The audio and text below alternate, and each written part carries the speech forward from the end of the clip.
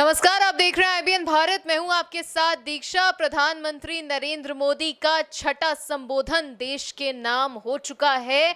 आपको बता दें कि जब से कल रात से पीएमओ की तरफ से ये ट्वीट आया था कि प्रधानमंत्री नरेंद्र मोदी आज शाम 4 बजे देश को संबोधित करेंगे, तब से लेके अभी तक कई अटकलें लगाई जा रही थी। मतलब अटकलों का ऐसा दौर था, बाजार ऐसा गर्म था अटकलों से। क्या बोलेंगे प्रधानमंत्री नरेंद्र मोदी? चीन पर हमला करेंगे या राफेल के बारे में बातचीत करेंगे या कोरोना को लेकर के वैक्सीन के बारे में बातचीत करेंगे? तमाम तरह की अटकलें। प्रधानमंत्री का संबोधन हुआ और जो निष्कर्ष निकला उस पर क्या निकला, कितना निकला, किसके लिए निकला, इस बारे में आज हम यहाँ पर बैठ के बातचीत करेंगे, विश्लेषण करेंगे, एनालिसिस करेंगे, सब कुछ विस्तार से आपको समझाएंगे। यहाँ पर मैं हूँ आपके साथ दीक्षा, हमारे साथ हमारे सहयोगी योगेश पांडे यहाँ पर मौजूद है। रोज आप इनको देखते हैं। योगेश जी, सबसे पहली बात, जिस तरीके से प्रधानमंत्री ने आज जो बोला है, हम आपसे जानना चाहेंगे क्या बोला, क्या क्या उम्मीदें थी और क्या प्रधानमंत्री खरे उतरे हैं? देखिए, प्रधानमंत्री नरेंद्र मोदी का जो आज पूरा लेक्चर था, भाषण था, वो जिस तरह से लोगों ने जो उम्मीदें लगा रखी थी, वो चाहे हम हो या आम नागरिक हो, उन उम्मीदों पे मुझे लगता है कि खरे नहीं उतरे प्रधानमंत्री जी। क्योंकि ये छठा उनका भाषण था और जिस तरह से, क्योंकि तमाम सारे कयास लगाए जा रहे थे, चीन मुद्दे पर बोलेंगे, कोरोना पे बोलेंगे, लेकिन जिस तरह से वो आए एक फॉर्मली तौर पर और 15 मिनट में अपना संबोधन ख़त्म कर दिया और उन्होंने कहा कि जो पीएम अन्न योजना उनकी चल रही है, तो उसको लेकर के नवंबर तक बढ़ा दी जाएगी। उसको लेकर के केवल प्रधानमंत्री का ये संबोधन बहुत शानदार नहीं था, ये कहेंगे हम।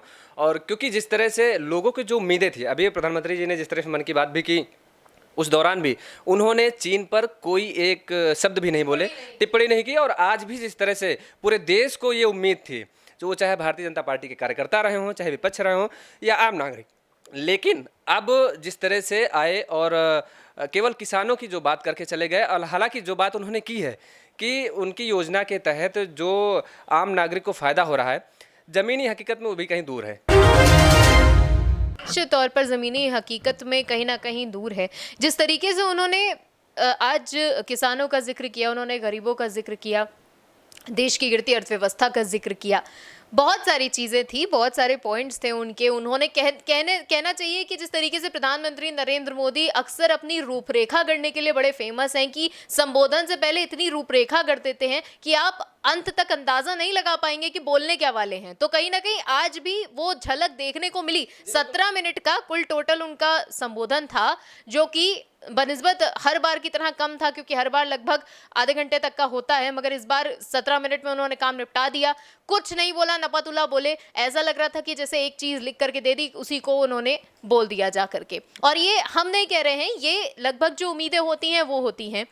आपसे मैं जानना चाहूंगी, गरीबों के लिए, किसानों के लिए, विशेष तौर पर किसानों के लिए आज उन्होंने जिस तरीके से कहा, यहाँ पर ये बात बतानी आपको, दर्शकों को बहुत जरूरी है कि कहा क्या है। दरअसल बातचीत यहाँ पर हो रही थी जिस तरीके से आज प्रधानमंत्री नरेंद्र मोदी ने अपना छठा संबोधन किया है। देश को बहुत सारी चीजों की उम्मीद थी उनसे, कहीं ना कहीं खरे नहीं उतरे हैं।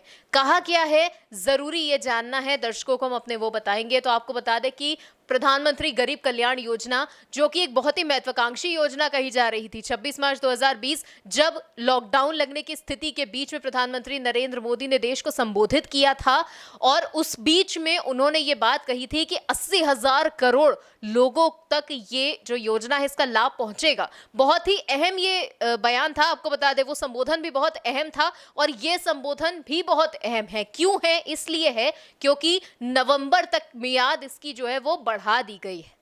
तो यहाँ पर ये बात बहुत विशेष है जानना। उन्होंने यहाँ पर इस बात का भी जिक्र करा कि किसान जो हैं, जो गरीब हैं, जो मजदूर हैं, क्योंकि मजदूरों को लेकर के जिस तरीके से बात की जा रही थी, विपक्ष भी लगातार हावी था प्रधानमंत्री पर कि भाई आप मजदूरों को लेकर के नहीं बोलते हैं और आप गरीब को लेकर के नहीं बोलते। किसान की जो फसल है, चाहे वो टिड्डी की वजह से हो, चाहे वो जो मौसम बदल रहा है उसकी वजह से हो, कोरोना को लेकर के हो, तो काफी सारी चीजें थी किसानों को लेकर के। उन्होंने आज निश्चित तौर पर बड़ा ऐलान किया है, मगर किसानों के अलावा भी जो गंभीर मुद्दे इस वक्त भारत में चल रहे हैं, चाहे वो चाइना हो, चाहे वो कोरोना हो, चाहे इसके अलावा जो और भी मुद्दे हैं वो हो, तो उन पर प्रधानमंत्री का जो रुख था कहीं ना कहीं वो जो लोग थे उनको वो जस्टिफाई नहीं कर पाए।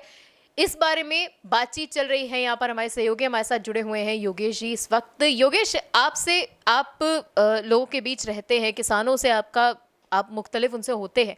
आपसे मैं जानना चाहूँगी कि जब आप उनसे मिलते हैं उनकी क्या मांगे रहती हैं? खासकर कोरोना काल में ये बात जानना बेहद ज़रूरी है, क्योंकि कोरोना का जो दौर आया है, ऐसे में एक तरफ कोरोना है, दूसरी तरफ टिड्डी अटैक है, मजदूर नहीं मिल रहे हैं, फसल कट के तैयार है, वो बेचने के लिए उसमें दिक्कत है, मौसम की मार है, अर्थक्वेक आ रहा है, बहुत सारी चीज़ें।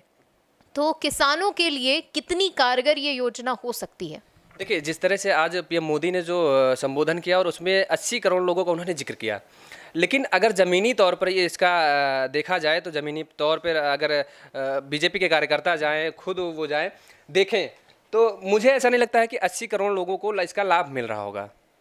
क्योंकि अगर हम लखनऊ की बात करें या किसी बड़े शहर की बात करें, वहाँ झुग्गी झोपड़ियों में रहने वाले जो लोग हैं, अगर वहाँ पर जाते हैं तो वहाँ होता क्या है, अक्सर देखने को ये मिलता है वहाँ पूछने पर कि नगर निगम की गाड़ियाँ आती तो हैं साहब, लेकिन 2-4 लोगों को देकर के निकल गई। क्या होता है कि सरकार से कंधा मिला करके प्राइवेट सेक्टर के लोग काम कर रहे हैं और काफ़ी एक्टर काम कर रहे हैं, सामाजिक कार्यकर्ता काम कर रहे हैं। वो लोग जा कर के उनकी मदद कर रहे हैं, उन गरीबों की जुगर झोपड़ियों में। तो आखिर सरकार कहाँ फेल हो रही है? और अगर सरकार ये कहती है कि आज उन्होंने किसानों के हित की बात की है, 80 करोड़ लोगों का उन्होंने दावा किया है, तो किसानों के अगर हित की बात की है तो किसानों के हित में अगर वो बात होती यदि डीजल के दामों में कमी का आज संबोधन घोषणा कर देते हैं। पेट्रोल डीजल को लेकर के जिस तरह से किसान त्राही त्राही कर रहा है, क्योंकि इस समय कोरोना काल में किसानों के पास केवल सिंगल मार नहीं पड़ी है, उनके पास तेहरी मार पड़ी है। क्योंकि जिस तरह से टिड्डियों का जो अटैक वो अलग है, कोरोना का अलग है, और जिस तरह से डीजल के दामों में जिस तरह बढ़ोतरी हो रही है, ये इतिहास के पन्नों में दर्ज होगा। दर्ज ये होगा कि प्रधानमंत्री नरेंद्र मोदी ऐसे हुए थे जिन्होंने डीजल के दाम पेट्रोल से महंगे ज़्यादा कर दिया है, और अब उसको लेकर के विपक्ष खड़ा के सड़कों पर आ रहा है। लेकिन क्योंकि कोरोना काल चल रहा है, उस पर भी उनको काफ़ी समस्याएं हो रही हैं, और कहीं ना नहीं कहीं सत्ता का भी कुछ प्रेशर हो रहा है। तो जिस तरह से पुलिस बल जो है वो कुछ ज़्यादा ही शायद अपना कड़ा एक्शन दिखा रही है। क्योंकि अगर यूपी की बात की जाए तो कांग्रेस इस समय मैदान पर उतरी, समाजवादी पार्टी भी उतरी, लेकिन जिस तरह से यही भाजपा के नेता थे, यही भाजपा के लोग हुआ करते थे, स्मृति ईरानी जी, राजनाथ सिंह जी हुआ करते थे, सभा के सामने धरने पर बैठा करते थे। लेकिन आज कोई बड़ा नेता धरने पर नहीं बैठ पा रहा है, क्योंकि पुलिस बल इतना मुस्तैद है, तो उनको तुरंत उठा दिया जा रहा है या फिर गिरफ्तार करवा लिया जा रहा है, पुलिस लाइन भेज दिया जा रहा है, तमाम सारी चीज़ें की जा रही है, देशद्रोह का मुकदमा दर्ज किया जा रहा है। तो ये सारी चीज़ें हैं। अब किसान पीड़ित हो रहा है, अगर क्योंकि किसानों की उम्मीद थी कि आएंगे मोदी जी, आज संबोधन करेंगे, हो सकता है डीजल पेट्रोल में काफ़ी कमी करें, लेकिन उन्होंने ऐसा ये चीज़ प्रधानमंत्री नरेंद्र मोदी जी पिछले जब अभी मन की बात की थी उस दिन भी ये बोल सकते थे, या अगले आने वाले मन की बात में वो भी बताया जा सकता था, या प्रेस नोट जारी कर सकता था गृह मंत्रालय, कुछ भी हो सकता था, सरकार की तरफ से प्रेस नोट जारी हो जाता। तो मुझे लगता है कि आज के संबोधन में जो पीएम मोदी का जो हुआ उसमें कोई बहुत बड़ी चीज़ नहीं थी और किसी के लिए हित की बात नहीं की गई। मुझे लगता है अच्छी बात है, नवंबर तक फ़ायदा मिलेगा लोगों को, कुछ लोगों को। लेकिन क्योंकि अभी अगर बात की जाए, आखिर अगर मिल रहा था, लोगों को सुविधाएं मिल रही थी, तो दिल्ली से हो, हरियाणा से हो, लोग जो पलायन कर रहे हैं उन्होंने पलायन करके क्यों आखिर उत्तर प्रदेश आना पड़ा? अगर उन लोगों को सुविधाएं मिल रही थी, वहाँ पर जो लोग रह रहे थे उनको खाना मिल रहा था, उनको भोजन मिल रहा था, तो क्यों पलायन करना पड़ा? क्योंकि वो भूखे मर रहे थे, इसलिए वो हजार किलोमीटर पैदल चल कर आए। तो केंद्र सरकार दावे भले ही कुछ कर रही हो, सरकारें दावा तो हमेशा करती रहती, तमाम सारे करती रहती, लेकिन जमीनी स्तर पर एक्चुअल क्या है ये देखना चाहिए। तो ज़मीनी स्तर पे क्या कुछ है ये देखना चाहिए। निश्चित तौर पर ज़मीनी स्तर पर क्या हकीकत है, क्योंकि जब आप बाहर निकलते हैं, जब आप सड़कों पर उतरते हैं, तो कई बार आपके सामने वो हकीकतें आती हैं जो आपकी समझ से बहुत ज़्यादा परे होती है, क्योंकि आपके सामने एक ऐसी पिक्चर गढ़ दी जाती है जो हकीकत से बहुत दूर होती है, कोसों दूर होती है। और उसके बाद जब आप उन चीज़ों से एक आमना सामना आपका जब उन चीज़ों से होता है, तो कई बार आप उन चीज़ों को एहसास करने के लिए, महसूस करने के लिए आपके पास बयां करने के लिए शब्द नहीं बचते हैं। दूसरी चीज़ यहाँ पर यह है, चाइना को लेकर के जिस तरीके की बातें चल रही थी, कल कई जो चाइनीज़ ऐप्स थी उनको बैन कर दिया गया, उसके अलावा बहुत चीज़ें हुई हैं चाइना को लेकर के। मतलब सीधे तौर पर बातचीत नहीं हो रही हो भले, लेकिन कोल्ड वॉर तो जारी है। दोनों देशों के मध्य कोल्ड वॉर जारी है, दोनों देशों के नागरिकों के अंदर कोल्ड वॉर जारी है। कई लोग ऐसे थे जिन्होंने चीनी सामान का बहिष्कार सरकार से पहले कर दिया था, उन्होंने अपने फोन्स फेंक दिए, बहुत सारी चीजें उन्होंने की। तो चाइना को लेकर के लोगों के मन में एक गुस्सा था। कहां तक प्रधानमंत्री का चाइना पर बोलना जरूरी था आज, जो उन्होंने फिलहाल नहीं किया? देखिए, हर व्यक्ति की नज़रें टिकी हुई थी और ख़ासतौर पर हम लोग भी देख रहे थे, तो यही था कि अभी प्रधानमंत्री जी जो है चाइना पर कुछ बोलेंगे और महंगाई पर हो सकता है कुछ बोल सकते हैं। लेकिन चाइना पर ना बोलना प्रधानमंत्री जी का कहीं ना कहीं एक फिर बड़ा सवाल खड़ा करता है। तमाम सारे बातें बोला करते हैं प्रधानमंत्री जी कि हम जो है देश को लेकर के सबसे पहले देश हमारे लिए है। लेकिन आज देश का हर एक नागरिक ये चाहता है कि चीन को भारत कड़ा जवाब दे, कड़ा जवाब दे। और ये उम्मीदें जिस तरह से, क्योंकि अभी तक जो अब सूत्रों के हवाले से जो खबर आ रही है कि जो हम लोगों के यहाँ जो अम्बाला एयरबेस पर वहाँ पर अपने जो फाइटर विमान आने वाले हैं वो भी 3-4 फाइटर विमान आने वाले हैं और जुलाई के अंत तक आ जाएंगे। राफेल का जिक्र, हाँ जी, तो राफेल जो फाइटर विमान आने वाले हैं, तो लोगों को जब ये बातें पता चल रही हैं कि फाइटर विमान भी आ रहा है, चीन और पाकिस्तान दोनों कहीं ना कहीं इस बात से सहमा हुआ है, तो आखिर जुलाई के अंत तक ये फाइटर विमान हम लोगों के पास आ जाएंगे, तो एक बड़ी उपलब्धि होगी। और जो बताया जा रहा है कि अम्बाला एयरबेस से पाकिस्तान पहुंचने में 5 मिनट लगेगा और चीन पहुंचने में 15 मिनट लगेगा उनको। तो मुंह तोड़ जवाब देने के लिए एक भारत मजबूत पहले से ही था और मजबूती की तरफ बढ़ रहा है, कदम बढ़ा रहा है। लेकिन प्रधानमंत्री जी से जो लोगों की अपेक्षाएं थी वो नहीं पूरी हुई हैं। अगर सीधी सी बात 2 टूक में कहें तो ये आज का संबोधन था उनका। तो संबोधन का निष्कर्ष जहां तक है, कुछ खास तो निकला नहीं है। संबोधन का निष्कर्ष जहां तक है वो यही है कि आपको जो बोलना चाहिए था शायद उसमें कहीं ना कहीं प्रधानमंत्री से बड़ी चूक हुई है। आंकड़ों की बात अगर कर लें हम, 80 करोड़ एक बहुत बड़ा आंकड़ा, बहुत बड़ी रूपरेखा प्रधानमंत्री ने गढ़ी थी, बहुत महत्वाकांक्षी योजना कही जा रही थी, चाहे जनधन हो, चाहे अब ये गरीब कल्याण हो। गरीब कल्याण बड़ा सही नाम भी दिया है, मगर वो कहाँ तक कारगर है? क्योंकि जिस तरीके से आपने भी जिक्र करा कि भाई आप जो समाजसेवी हैं वो भी हेल्प कर देते हैं, जो एनजीओज हैं वो हेल्प कर रहे हैं, तो सरकार क्या कर रही है?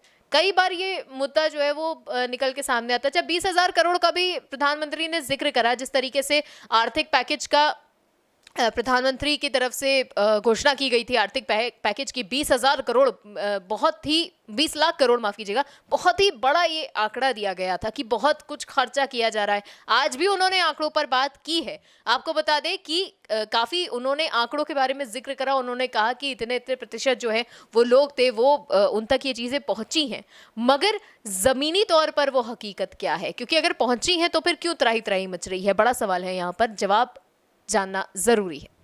देखिए, आंकड़ों के बात की जाए तो आंकड़ों में प्रधानमंत्री जी को माहिर माना जाता है और संबोधन में भी विपक्षी तक उनकी दाद देते हैं कि पीएम नरेंद्र मोदी जी जिस तरह से रूपरेखा गढ़ते हैं और हाँ जो देते हैं, भाषण अपना देते हैं, लेक्चर देते हैं, तो उसमें वो बेहद माहिर हैं।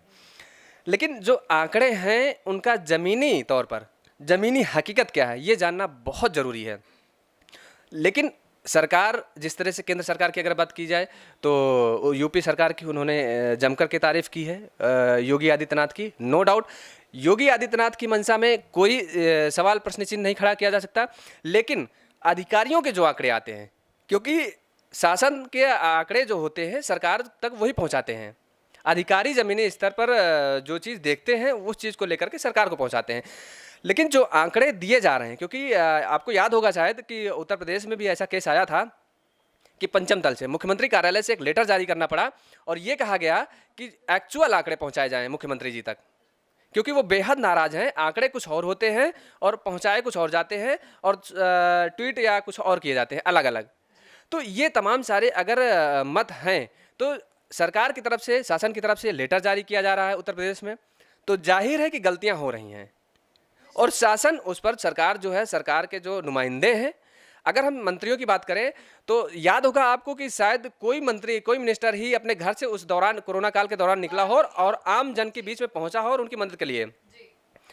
लखनऊ में 2-1 मंत्री थे, वो अपने घर से अपनी डिस्ट्रीब्यूशन कर रहे थे खाने का, भोजन का, वो पहुंचा रहे थे, लेकिन बाहर किसी ने नहीं निकला। बड़े बड़े मंत्री हैं, बड़े बड़े समाज सेवा का काम करने का दावा करते हैं, और वही जनता उनको उस कुर्सी पर पहुंचाई है।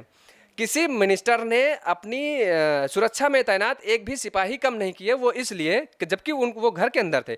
चाहते तो कुछ अपनी सिक्योरिटी कम करके लोगों की सेवा में भेज सकते थे, कि सरकार को वो एक पत्र लिख सकते थे कि जितने दिन कोरोना काल चल रहा है और हम अपनी सुरक्षा कमी कर रहे हैं और 4 जवान को हम दे रहे हैं, लोगों की सेवा में बाहर फील्ड पे निकले। हमारे आवास पर, कोठी पर बैठ करके कोई मतलब नहीं है, कोई मायने नहीं है। लेकिन किसी ने ऐसा नहीं किया, क्यों कोई नहीं आगे बढ़ा। तो ये जो दावे हो रहे हैं, ये तमाम सारे दावे हो रहे हैं, आंकड़े कुछ और दिखाए जा रहे हैं, होते एक्चुअल में कुछ और हैं। विपक्ष की बात की जाए, अब जैसे केंद्र की बात की जाए, दिल्ली की बात की जाए, तो केंद्र सरकार कहती है कि हमने तो सामान प्रोवाइड करा दिया दिल्ली सरकार को। अब दिल्ली सरकार जमीनी स्तर पर लागू नहीं कर रही, और दिल्ली सरकार कहती है कि हमें मिल नहीं रहा, सपोर्ट नहीं कर रही है हमारा। तो ये जो तमाम सारे की जो राजनीति इस कोरोना काल के दौरान भी की जा रही है, ये बहुत ही निंदनीय है। क्योंकि इस दौरान क्योंकि देश में भी अगर किया जाए तो दोहरी मार पड़ रही है। एक कोरोना काल चल रहा है, और दूसरा चीन जिस तरह से अपना रूप दिखा रहा है। तो इस तरीके से इस दौरान राजनीतिक पार्टियां जो हैं, उन्हें कहीं इनसे परे होकर के सबको एक स्वर में एक साथ काम मिल करके करना चाहिए। चुनाव का मुद्दा अलग है, क्योंकि अगर जिस तरह से कांग्रेस भी बसपा को कहती है यूपी में कि बीजेपी की प्रवक्ता है, और उसके बाद बीएसपी सुप्रीमो मायावती का बयान आता है कि ना हम कभी कांग्रेस के प्रवक्ता रहे हैं और ना कभी हम बीजेपी के प्रवक्ता होंगे। हाँ, लेकिन बीएसपी के नेताओं के अगर देख लीजिए, जिक्र करिए, कहीं नहीं दिखे। पूरे कोरोना काल के दौरान अखिलेश यादव को देख लीजिए, कहीं नहीं दिखे। हाँ, अखिलेश यादव के कुछ कार्यकर्ता जरूर दिखे थे, लेकिन क्या है कि मुलायम सिंह यादव की अगर जिक्र करें समाजवादी पार्टी का, तो उनको जमीनी स्तर पे नेता माना जाता है, और उनके सामने जिस तरह से कहा जाता है नेताजी नेताजी, जो लोग लगा दिए हैं नाम, जो नाम लगा हुआ है, ऐसे नहीं लग गया है। और अखिलेश जी से बहुत उम्मीदें थी प्रदेश को, बहुत सारी उम्मीदें थी, क्योंकि वर्तमान में योगी सरकार है, और आने वाले समय में समाजवादी पार्टी के साथ ही साथ जो समाजवादी कार्यकर्ता है, अन्य लोगों को भी, क्योंकि युवा चेहरा एक बार मुख्यमंत्री बनने के बाद अब फिर से एक बार कयास ये लगाए जा रहे हैं जिस तरह से कि आने वाले चुनाव में समाजवादी पार्टी कुछ नया कर दिखाएगी या कुछ करेगी। तो युवाओं की जो बात करते हैं अखिलेश यादव, क्योंकि युवा मुख्यमंत्री रहे हैं, तो अब किस तरह से वो युवाओं के बीच में जाते हैं, लेकिन वो भी बाहर नहीं निकलते हुए दिखे, कहीं नहीं निकले। तो युवा भी कहीं ना कहीं इस चीज़ से नाराज़ हैं, क्योंकि उनकी बात कहीं हो ही नहीं रही है।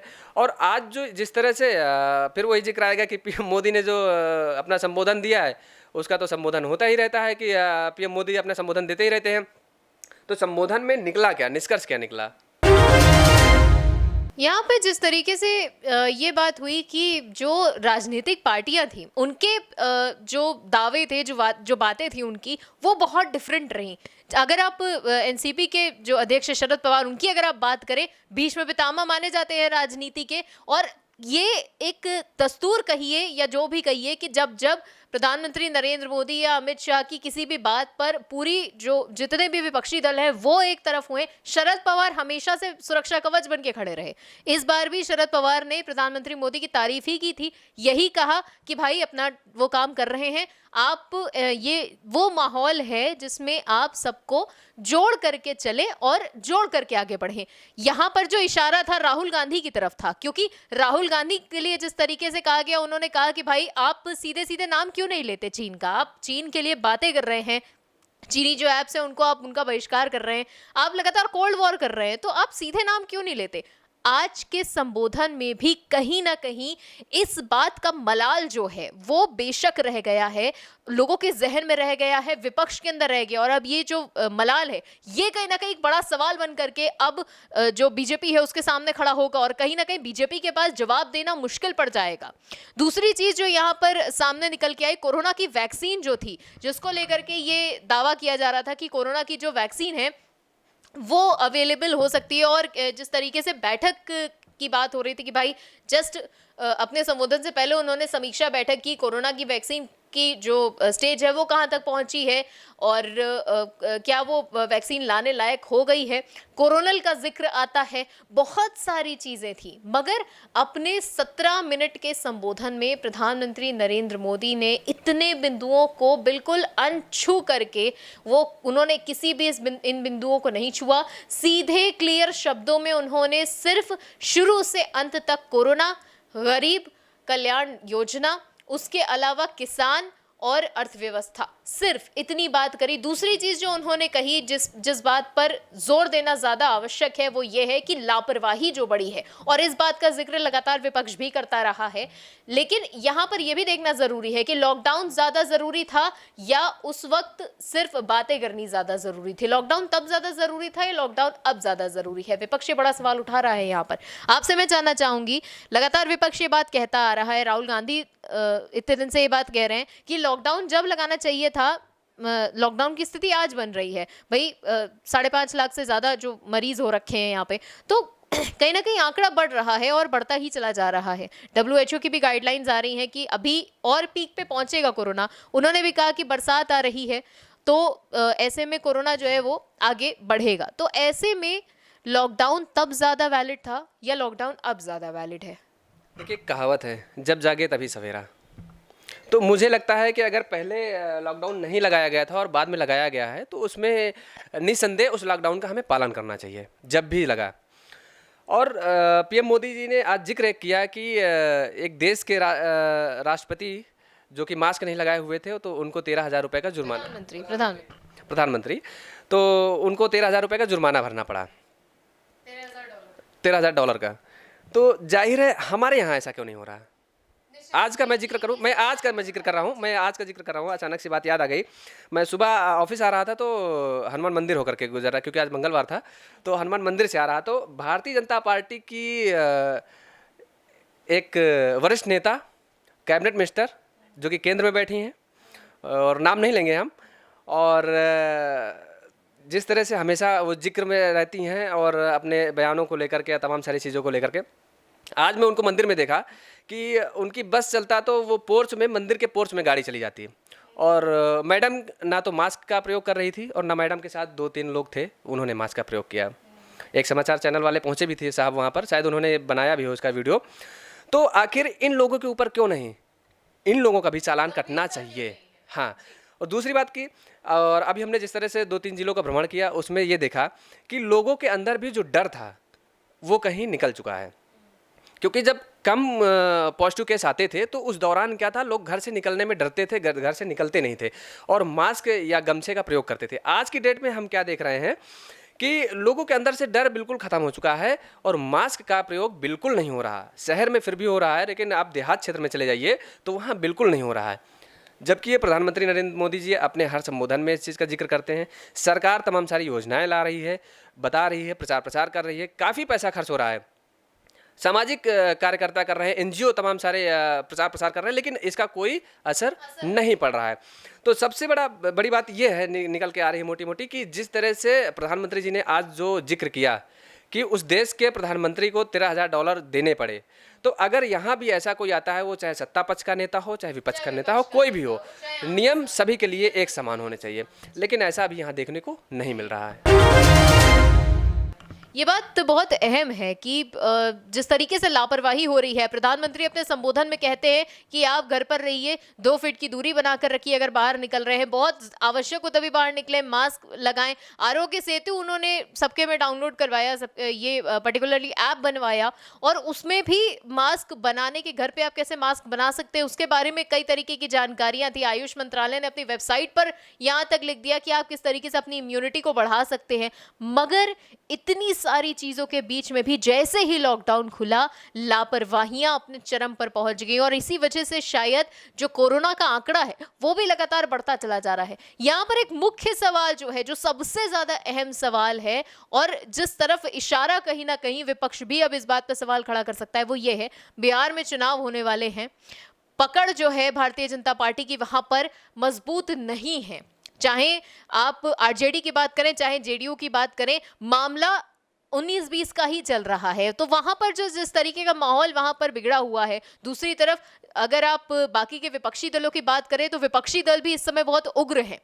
कहीं ना कहीं गरीब कल्याण योजना का सरोकार उस बात से तो नहीं है, कहीं ना कहीं ये जो उन्होंने एक खाका तैयार किया है बिहार के आने वाले चुनाव से रिलेटेड तो नहीं है। ये एक बहुत अहम सवाल है, क्योंकि अगर ऐसा है तो कहीं ना कहीं बहुत ही गंभीर ये मामला हो सकता है। और इस पर अगर आगे विपक्ष सवाल खड़ा करता है तो भारतीय जनता पार्टी के किसी भी प्रवक्ता के पास इस बात का जवाब शायद नहीं होगा। क्यों? क्योंकि पकड़ वहां पर मजबूत नहीं है। वहां पर आप नोटबंदी का जिक्र नहीं कर सकते, वहां पर आप राम मंदिर का जिक्र नहीं कर सकते, वहां पर आप जो बाकी की चीजें हैं जिस तरीके की बातें झारखंड चुनाव के वक्त हमें सुनने को मिली थी या पंजाब चुनाव के वक्त हमें सुनने को मिली थी, तब बीजेपी का पलड़ा भारी इसीलिए नहीं हो पाया था क्योंकि राज्य में जाकर के अगर आप राष्ट्रीय स्तर की बातें कर रहे हैं कि आपने बालाकोट में एयर स्ट्राइक किया, शायद वहां के लोगों को उस बात से कोई फर्क नहीं पड़ेगा। राज्य स्तरीय जो मुद्दे हैं, वहां पर अनएम्प्लॉयमेंट है या आप कोरोना काल में जो मजदूर हैं वहां पर फंसे हुए हैं, उनको वहां पर किसी तरीके की कोई सुविधा नहीं मिल रही है, वहां पर जो आंकड़ा है वो बढ़ता ही चला जा रहा है कोरोना का। तो ऐसे में गरीब कल्याण योजना का लाभ किसके लिए है, किस तरफ है, ये बात समझना बहुत ज़्यादा अहम है। क्या कहीं उस तरफ तो नहीं है? देखिए, जिस तरह से अगर गरीब कल्याण की योजना की जो बात की जाए, जिक्र किया जाए, तो एक शब्द विपक्ष हमेशा बोलता है कि झुनझुना पकड़ा दिया है। तो यहाँ जुमला चला दिया, झुनझुना पकड़ा दिया।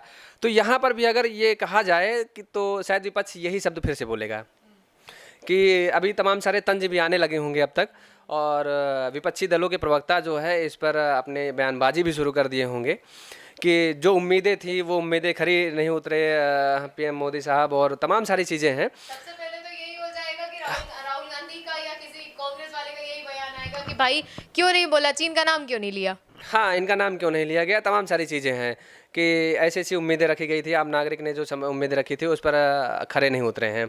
लेकिन अब मुद्दे की बात ये है कि विपक्ष को अभी भी मुझे लगता है कि सबसे ज़्यादा जो जोर देना चाहिए वो डीजल और पेट्रोल के बढ़ते दामों पर, महंगाई। क्योंकि अगर अभी आपने जिक्र किया कि बिहार का चुनाव आने वाला है, तो ये माना जा सकता है कि शायद हो सकता है केंद्र सरकार अभी इसका थोड़ा सा इंतज़ार कर रही हो, क्योंकि बिहार में जब जैसे ही चुनाव और नज़दीक आएंगे तो ये हर व्यक्ति को लगता है कि डीजल और पेट्रोल के दामों में कमी आएगी। तो उसकी खानापूर्ति करने के लिए अभी जितना बढ़ा सकते हैं हम वो बढ़ा सकते हैं, और राष्ट्रवाद का जो मुद्दा है वो हावी होता है। जैसे आपने जिक्र किया कि जब राज्य के चुनाव होते हैं तो केंद्र सरकार केंद्र के जो लोग जाते हैं प्रचार प्रसार के लिए, वो अपनी तमाम सारी योजनाओं का, तमाम सारे क्रियाकलापों का जिक्र करते हैं, लेकिन राज्य में भी सबसे ज़्यादा जो मुद्दा हावी होता है वो राष्ट्रवाद का।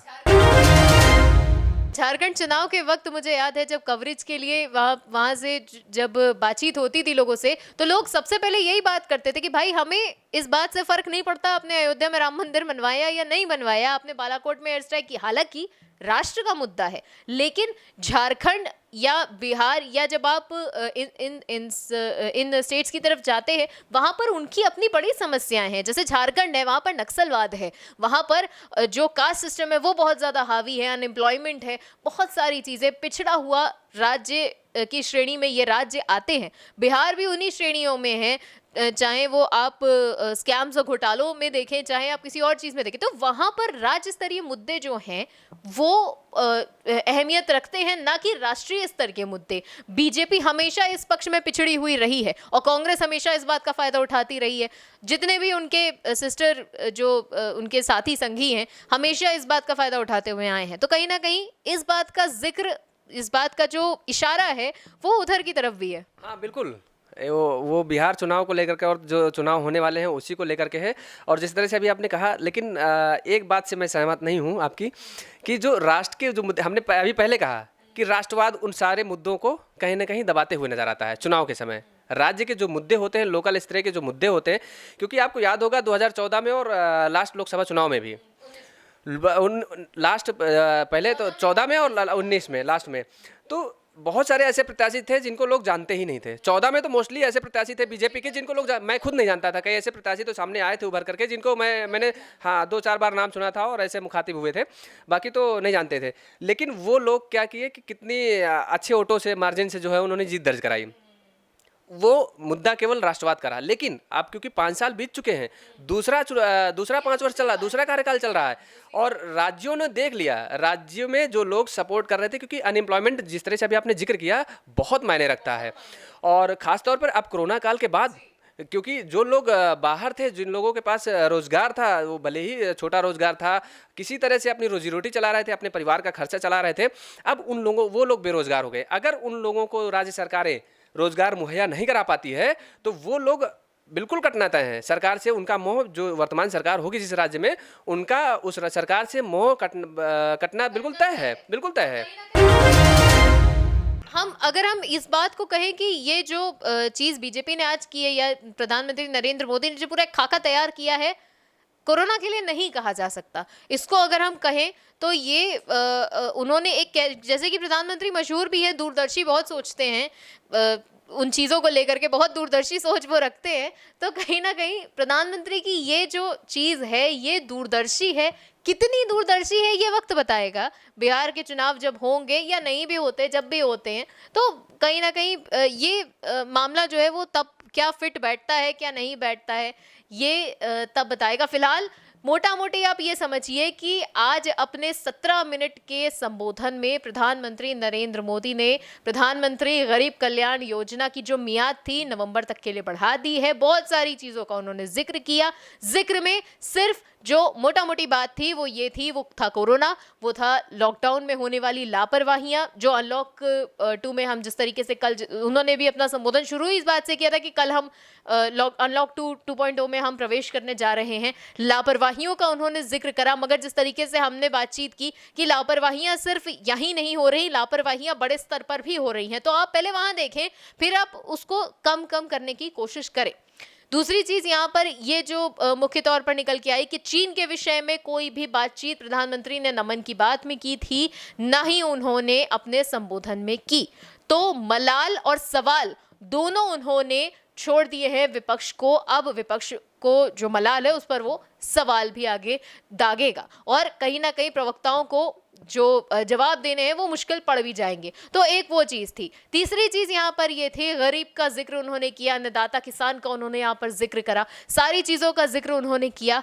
मगर कोरोना में वैक्सीन आई है या नहीं आई है, या कितने बेड अभी हमारे पास अवेलेबल हैं, क्योंकि जिस तरीके से ये भी बात उठी थी कि भाई बेड्स अवेलेबल नहीं है, आप कितने, कभी भी स्वास्थ्य विभाग जब भी कोई प्रेस कॉन्फ्रेंस करते हैं कभी भी इस बात की जानकारी वो नहीं देते हैं कि कितने बेड्स अवेलेबल हैं, या अगर इतने पेशेंट इतनी संख्या में, क्योंकि WHO का आंकड़ा है, आप आंकड़ा नहीं ले जा सकते कहीं, WHO का आंकड़ा है, वो ये कह रहे हैं कि अभी कोरोना और पीक पे पहुंचेगा। तो अगर वो पीक पे पहुंचता है, भारत कितना तैयार है इस बात के लिए? प्रधानमंत्री को इस बात का जवाब देना बहुत जरूरी है, क्योंकि देश इस बात का इंतजार कर रहा है निश्चित तौर पर। तो अगर समझा जाए, कहीं ना कहीं प्रधानमंत्री लोगों की आशाओं पर फिलहाल खड़े नहीं उतरे हैं। देखना अब ये होगा कि आने वाले दौर में उनका जो आज का संबोधन था कितना कारगर साबित होता है और कितना नहीं होता है। मलाल और सवाल का दौर जारी रहेगा। देखते रहिए IBN भारत। मैं हूं आपके साथ दीक्षा, मेरे साथ थे योगेश।